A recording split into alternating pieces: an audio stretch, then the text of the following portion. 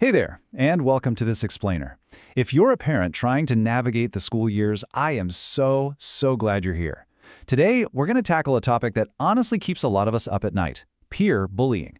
But we're going to look at it through a really specific, incredibly helpful lens. We're diving into exactly how bullying transforms from early childhood into adolescence, and, more importantly, why the playbook you relied on when your kid was young just isn't going to cut it when they're older. Think of our time together as a chat with a supportive friend who just happens to have a roadmap for you. We'll explore exactly how you can match your response to whatever developmental stage your child is currently in. You know, the heart of the struggle that so many parents face is that when your child was, say, 7, trouble was usually pretty visible. It was physical. Someone pushed in line, maybe they grabbed a toy, or shouted a mean name on the playground. But as our kids grow into teenagers, that exact same intent to harm basically becomes invisible to adults. Nobody is pushing anymore. Instead, a group quietly leaves one child out of a group chat, or maybe they share an embarrassing photo. And here's the thing, many well-meaning parents accidentally invalidate their child's pain because they're looking for that childhood version of bullying. They look at their teenager's life and think, well, I don't see anyone getting shoved in a locker, all while that older child is quietly suffering through some really intense psychological and social exclusion. Now, despite those massive changes in how bullying actually looks day to day, the fundamental definition, that doesn't change at all. The 3 core signs remain exactly the same across every single age group. First, there's harmful behavior. Second, there's a power difference. And third, there is repetition, or at least a real risk that the behavior is going to happen again. But just keep in mind, not every child follows the exact same pattern. Not every young kid gets physical, and not every teenager cyberbullies. The key here is to look at what's actually happening in your child's real world without using their age as a shortcut, while always keeping an eye out for those 3 core signs.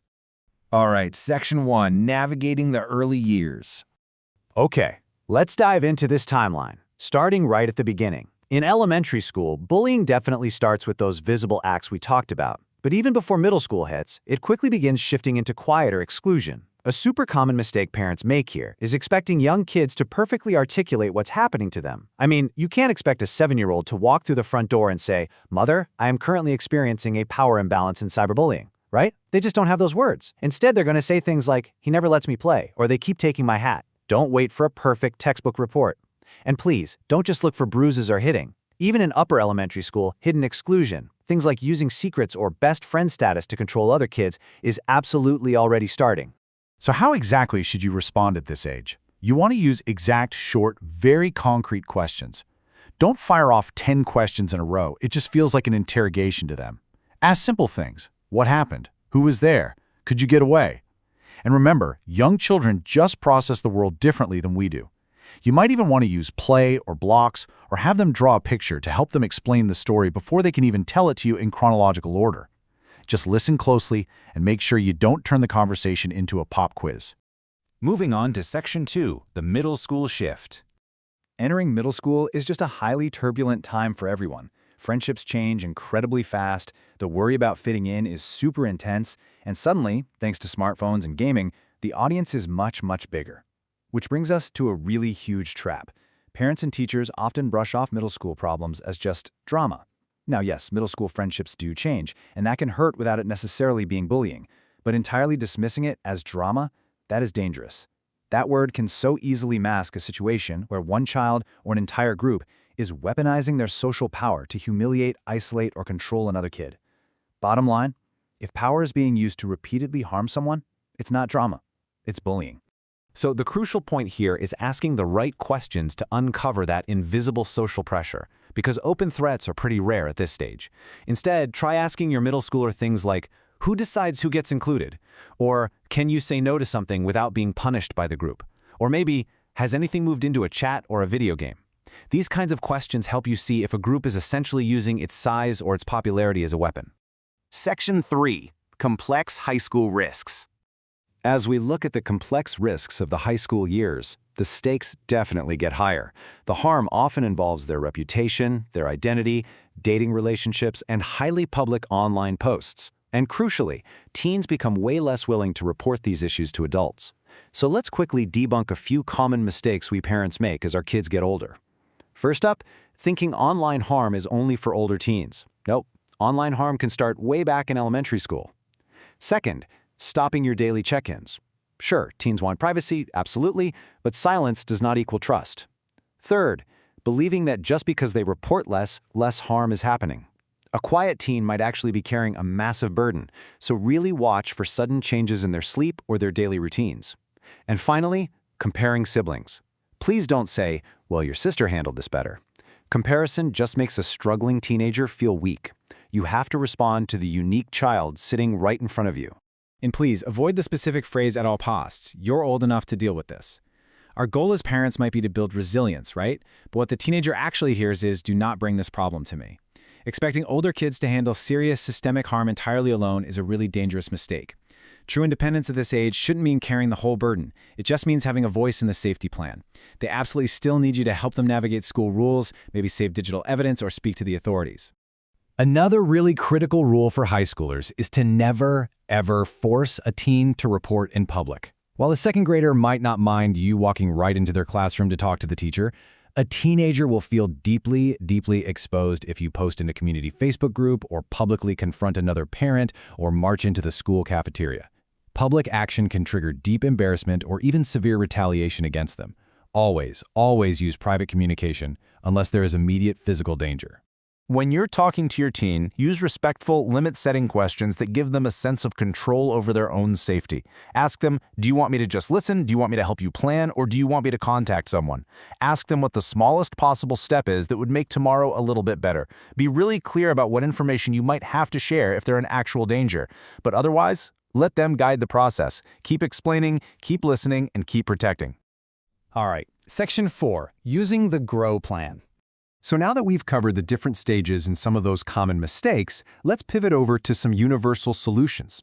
I want to introduce you to a really simple, highly effective tool to make sure your help always matches your child's age without ever lowering their level of protection. It's called the GROW plan, and it's an acronym you can easily memorize. The G stands for Get the Full Setting. Is this happening on the school bus, at a part-time job, in a Snapchat group? R is Respect the child's stage. Give your younger kids very close, hands-on help, and give your older teens more privacy and a much stronger voice in the solution.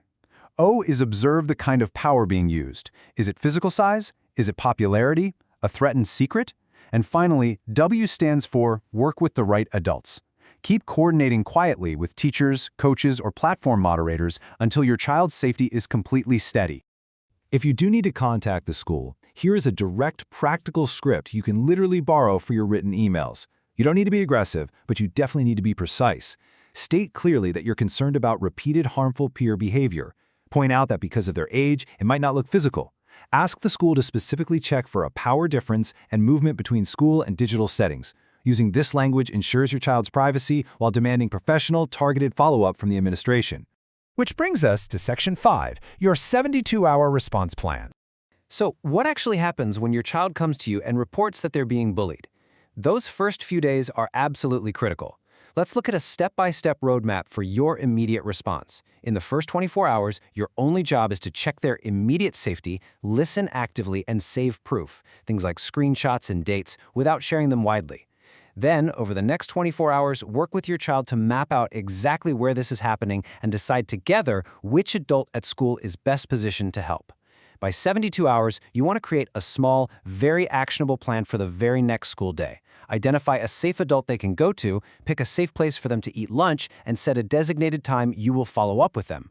Never assume that one single talk has completely ended the problem. After those first 72 hours pass, you transition into what we call the 7-day family check. For 1 week, ask just one short question daily. For a teen, it might be something like, hey, did the plan help today, or did the problem just move somewhere else? Gently watch for changes in their sleep, what they're eating, or their digital life, but do this without spying on their every single move. At the end of the week, sit down and evaluate. Is it getting better, or is it getting worse? Then just update the plan accordingly.